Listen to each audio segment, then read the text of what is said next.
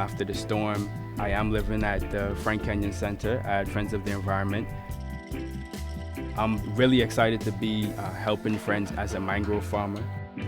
I remember as a young boy, I would always be so excited to go with my pops every time that he went to visit Friends of the Environment. I'd always hop in the truck oh, I want to go, I want to see everybody there. They were all like superheroes to me. I remember doing Discovery Club. My favorite memories were going to Mermaid's Reef. I was so amazed to, finally put on a mask and a snorkel, feel like a fish, and get to see all the little fish and all the different coral that we learned about. And then I also started working for them. And I got to work with the kids and, kind of pass on my love for the environment. And it was so exciting just to see their little faces light up, just like mine used to. Maybe the week before Dorian happened, I had to return back to school. I remember being on the other side of what we call the not knowing, just trying to reach out to my family and friends and not getting through to them. I just felt like I was kind of helpless. I think I didn't hear from my parents maybe for another 3 days. So the first time I got in contact with them, they told me that they were staying at a shelter because the house was gone. The roof came off, the water started pouring in, and they were laying under the bed, trying to pull in clothes so that they could stay warm. And during the eye, they had to go to the shelter so that they could survive. Just knowing that, my house was gone, I felt like there was nothing that I could do. But at the same time, I was very happy just knowing that they were alive and well.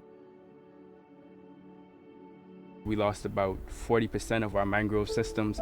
They are nurseries for marine life, and they protect the shoreline, so when storms come, they can break up the waves. Right now, we're working alongside Bonefish Tarpon Trust, BNT, and Mang in order to do a mangrove restoration project. To go out and collect more propagules, then we can get an even bigger nursery farm going and have even more mangrove plants. I think it's very important that we try to restore our mangroves so that, if the next storm comes, we're actually, we're prepared and we have that first line defense. We went back to Mermaid's Reef. We found things from big trees to air conditioners, windows and doors hanging around.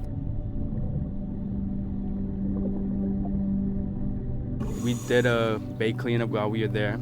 We did some marine debris removal. It looks a lot better. It's cleaner. The coral reefs are resilient, but I think that we do need more projects to try to clean it up some more. After Dorian, I definitely developed more of a drive to get back to my island. Right now I'm studying mechanical engineering and alternative energy production.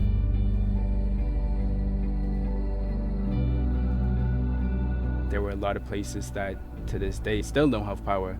I believe that if we have alternative energy, it would make our communities more resilient.